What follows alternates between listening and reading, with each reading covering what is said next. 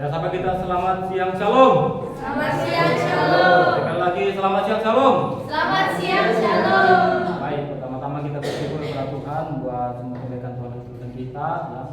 Terutama saya pribadi, saya bersyukur di mana pada hari ini saya diberi kekuatan, kesehatan untuk saya boleh bisa sampai sini untuk bisa menyampaikan kebenaran firman Tuhan pada hari ini. Amin. Baik, langsung saja teman-teman kita buka kebenaran firman Tuhan yang terdapat dalam kitab Roma. Kitab Roma 12 ayat yang ke-9 sampai 14, dan saya rindu bahwa kita baca secara bergantian. Saya baca ayat 9, saudara ayat 10, dan ayat terakhir kita baca secara bergantian, secara bersama-sama. Izinkan saya membaca judul perikom yang diberikan oleh Lembaga Alkitab Indonesia, nasihat untuk hidup dalam kasih. Hendaklah kasih itu jangan pura-pura, jauhilah yang jahat dan lakukanlah yang baik. Hendaklah kamu saling mengasihi sebagai saudara dan saling mendahului dalam memberi hormat. Janganlah hendaknya kerajinanmu kendor, biarlah rohmu menyala-nyala dan layanilah Tuhan. Bersukacitalah dalam pengharapan, sabarlah dalam kesesakan, dan bertekunlah dalam doa. Bersama-sama. Bangkitlah dalam keutamaan orang kudus dan usahakanlah dirimu untuk selalu memberikan umpamaan. Baik, saya akan memberikan tema kita pada hari ini, itu hidup di dalam kasih. Amin. Hidup di dalam kasih. Ya saudara, kalau kita perhatikan dalam kehidupan kita sehari-hari ya kehidupan kita sehari-hari, terutama yang saat ini ya, banyak kita perhatikan orang-orang yang terkadang ya, orang membutuhkan bantuan tetapi orang itu tidak menolong. Itu sering kita jumpai dalam kehidupan kita sehari-hari. Nah, tapi pada hari ini saudara, ya pada hari ini kita ditegur atau diajarkan kebenaran firman Tuhan bagaimana kita harus hidup di dalam kasih. Ya, bagaimana kita harus hidup di dalam kasih. Nah, kasih ini merupakan perasaan. Ya. Kasih merupakan perasaan yang dimiliki setiap manusia yang ditujukan melalui perbuatan sikap. Ya, perbuatan sikap seorang terhadap yang lain. Ya. Mengapa? Karena dalam kehidupan kita sering ya, orang-orang melakukan kejahatan itu karena apa? Kasih tidak ada dalam dirinya. Tentu itu perlu ya. Perlu dalam kehidupan kita menerapkan kasih dalam kehidupan kita. Nah, jadi orang percaya harus hidup dalam kasih. Ya, orang Kristen yang kita ketahui ya, kasih itu merupakan dasar dia. Karena firman Tuhan yang menegaskan, Yesus mengajar kepada kita bahwa kita harus hidup dalam kasih. Kita harus hidup dalam kasih. Nah, lalu apakah langkah-langkah orang yang hidup dalam kasih? Bagaimana? Ya, saya mau bagi 3 langkah-langkah ya, langkah-langkah bagaimana hidup dalam kasih menurut Roma. Ya, Roma 12 ayat 9 sampai 11. Jadi yang pertama, kita lihat dalam ayat 9. Langkah yang pertama, kasih itu jangan pura-pura. Saya akan baca ayatnya. Hendaklah kasih itu jangan pura-pura, jauhi yang jahat dan lakukanlah yang baik. Nah, jadi saudara, ketika kita melakukan sesuatu, ketika kita melakukan hal-hal yang baik di dalam kehidupan kita, menolong orang atau orang yang berkesusahan kita tolong ya, bukan berarti kita menolong itu kita menolong dengan pura-pura atau menunjukkan hal baiknya saja. Ya, kita hanya menunjukkan sikap atau ekspresi kita ketika kita membantu orang supaya kita dipuji. Melainkan hal itu yang diminta dalam firman Tuhan pada hari ini. Tetapi ya tujuannya firman Tuhan pada hari ini, bagaimana kita menolong dengan sungguh-sungguh. Ya. Dalam ayat ini ya, Paulus mengajarkan kita bagaimana kita hidup dalam kasih dan bagaimana kita harus mengasihi saudara kita sesama kita ya. Bagaimana kita juga mengasihi Tuhan kita itu terutama. Jadi tujuan Paulus ini bukan berarti hanya mengajarkan orang-orang yang ada di Roma perasaan itu, tetapi mengajarkan kepada mereka bahwa mereka itu harus hidup dalam kasih terhadap sesamanya, bahkan mengasihi Allahnya itu terutama. Karena itu adalah firman Allah, itu perintah.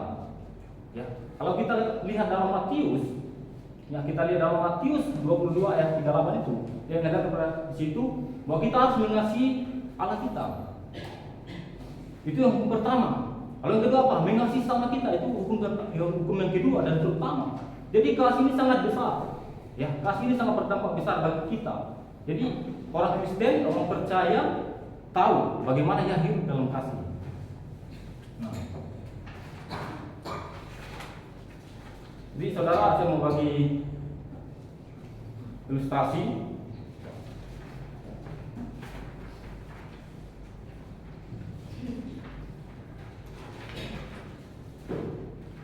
Ada seorang anak muda yang bekerja kepada tuannya. Seorang anak muda ini diajak tuannya untuk bekerja di rumahnya.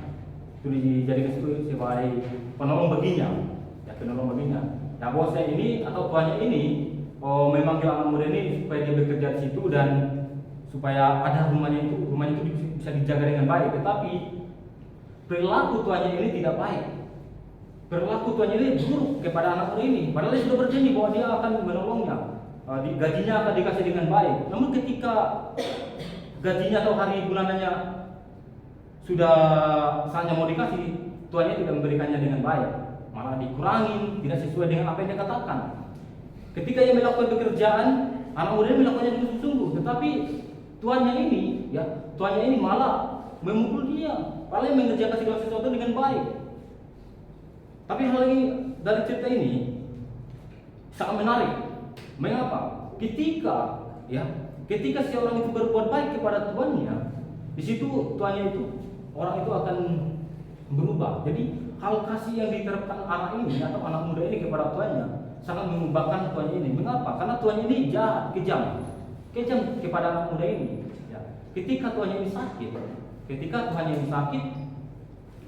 anak muda ini merawat tuannya itu dengan baik sampai ia sembuh, tanpa meminta imbalan, tanpa membalas dendam. Karena ia menunjukkan kasihnya kepada tuannya itu, merasa sekalipun tuannya ini orang kaya, tapi kesetaraan yang dipandang ada sama-sama manusia. Jadi hal yang kita dapat dari situ adalah bagaimana kita hidup dalam kasih. Ini pelajaran bagi kita dan ini konsep yang perlu kita terapkan dalam kehidupan kita. Ya, ini anak muda menunjukkan kasihnya kepada tuannya ini dengan sungguh-sungguh, tidak berpura-pura. Itu yang dimaksud. Lalu bagaimana langkah-langkah hidup dalam kasih yang kedua? Di dalam ayat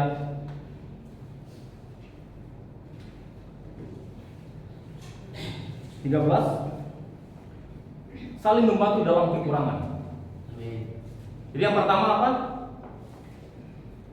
Langkah pertama untuk hidup dalam kasih. Iya, kasih itu jangan pura-pura. Jadi perlu itu terapkan dalam kehidupan kita. Itu sering terjadi dalam kehidupan kita. Karena hanya menunjukkan ekspresi saja, mencari nama saja, tapi tidak sungguh-sungguh. Lalu yang kedua, saling membantu dalam kekurangan. Nah, membantu kata dasarnya adalah menolong. Ya, kalimat membantu ini sering kita gunakan bertolong-tolong, bantulah dia, bantulah. Itu sering kita ucapkan, mudah diucapkan tapi sulit untuk melakukannya. Ini harus diperhatikan, saudara. Terkadang bantulah dia, tolonglah dia, saling membantulah kamu, tapi dalam kehidupan kita sulit untuk melakukannya. Ini harus diperhatikan. Dan firman Tuhan pada hari ini mengajarkan kita bagaimana kita harus hidup dalam kasih, saling membantu, saling menolong kekurangan teman-teman kita. Apa yang dibutuhkan teman-teman kita kasih, tanpa meminta imbalan kembali. Mau dia kasih kembali, mau tidak, kita tidak mengharapkan hal itu. Tapi kita menunjukkan bahwa kita ini orang percaya, orang hidup dalam Kristus, harus menerapkan kasih dalam kehidupan kita karena kita tahu firman. Amin. Jadi saudara-saudara, ya, kasih ini merupakan sangat penting kita miliki dalam kehidupan kita. Ya. Sangat penting untuk kita miliki dalam kehidupan kita karena itu merupakan dasar kita. Karena dalam kasih itu ada ikatan kedekatan dalam persaudaraan kita. Ya. Jadi saya mau bagi ilustrasi dari cerita Yusuf. Ya. Kita tahu Yusuf adalah anak yang baik, betul, anak yang baik. Dia adalah bungsu dari situ. Nah, dari itu saudara, kita menyadari ke tulus hatinya, penguasaan dirinya terhadap apa yang dia alami dalam kehidupannya. Kita tahu Yusuf adalah di bawah saudaranya, dibenci saudaranya. Benar ya, dibenci saudaranya. Tapi apakah Yusuf membalas semua kejahatan itu dari saudaranya? Itu menjadi contoh atau ketelatenan yang dapat kita ambil. Ya, yang perlu kita terapkan dalam kehidupan kita. Nah, jadi ketika Yusuf dibuang saudaranya atau dibenci saudaranya, dia tidak membalas. ya tidak membalas. Jadi cerita ini sangat menarik bagi kita untuk kita terapkan dalam kehidupan kita. Nah, ketika ia mengalami cobaan, jadi difitnah, ya, kemudian dia dimasukkan di sel, dalam penjara, dipenjarakan atau hal-hal lain, tapi dia tetap sabar, dia bisa menguasai dirinya. Dan orang yang di situ dia tinggal, dia tidak membenci. Raja yang ada di situ dia benci. Tapi yang dikasihi, suatu saat dia diubahkan Tuhan, suatu saat dia disukses oleh Tuhan, karena dia sabar, di situ dia bisa menguasai diri. Nah, jadi dari cerita ini, Kisah Yusuf ini menjadi contoh teladan bagi kita bagaimana kita bisa menguasai diri kita, supaya kita tidak bisa membenci orang, ya, supaya kita tidak membenci saudara kita. Jadi Yusuf ini kan kita tahu ketika saudaranya membenci dia dan dia tidak membalas semua kejahatan itu, dan saudaranya kembali ketika musim lapar, ya, terjadi dalam kehidupan mereka pada saat itu, Yusuf tidak membenci mereka. Ketika yang melihat mereka, justru Yusuf memberikan makan kepada mereka. Justru Yusuf memberi saudara-saudaranya, tidak membenci saudaranya. Jika ia memiliki kesombongan dalam dirinya, saya rasa dia tidak akan kasih makanan itu, dia tidak akan kasih gandum itu, perasaan itu. Kami benci seperti saudaranya. Tapi ya, apa yang menjadi teladan bagi kita terhadap cerita ini, bahwa kita harus memiliki kasih. Kita tidak boleh membenci saudara ataupun orang lain. Dan kita harus hidup dengan kasih. Maka dari itu kita harus saling membantu satu sama lain. Lalu langkah yang ketiga, saudara, ya, langkah yang ketiga, bagaimana kita harus hidup dalam kasih. Jangan mengutuk. Di ayat 14, berkatilah siapa yang menghina kamu, berkatilah dan jangan mengutuk. Nah, saudara, ya, kita tahu dalam kehidupan kita mungkin ketika kita tidak sabar, tidak bisa menguasai diri. Ya, di situ kita akan memaki-maki orang. Ya, itu yang terjadi dalam kehidupan kita. Kalau kita tidak bisa menguasai diri, ya, kita tidak bisa menguasai diri, ya, di situ iblis bekerja dalam kehidupan kita. Di situ kita akan mengutuki orang, ya, maki-maki orang. Kalau kita tahu bahwa kita ini orang percaya, orang Kristen, tapi hidup yang sesungguhnya, hidup orang Kristen tidak kita tunjukkan dalam kehidupan orang lain. Nah, jadi saudara, orang yang hidup dalam kasih, dia tidak akan mengutuk siapapun. Ya, orang yang hidup dalam kasih tidak akan mengutuk siapapun. Nah, terkadang dalam kehidupan kita hari ini harus kita jaga ini, ya, harus kita jaga. Kenapa? Banyak hal, ya, banyak hal. Seorang hamba Tuhan juga bisa jadi begitu. Dia tahu firman, dia bisa berkobar di sini. Tapi ketika ada masalah, dia tidak bisa jaga itu. Dia tidak bisa jaga itu. Nah, maka dari itu, saudara-saudara, kita harus menjaga diri kita, harus bisa menguasai diri, supaya kita tidak mengeluarkan bahasa, kalimat-kalimat yang buruk. Karena itu adalah kalimat bahasa yang kita mengandung doa. Itu harus kita perhatikan. Lalu saya mau bagi ilustrasi di langkah ketiga ini, saudara. Kita bisa melihat salah satu tokoh dalam perjanjian lama, ya.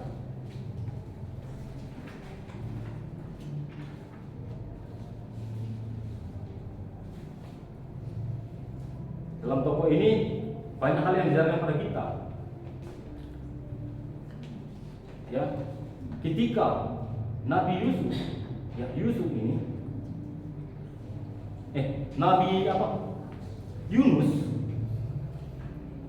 Nabi Yunus ketika mengalami cobaan, ya, ketika panggilan itu datang kepada dia yang menolak, kemudian lalu dia mengalami cobaan dalam kehidupannya, dia lalu kembali dia menyerahkan dirinya untuk memenuhi panggilan itu.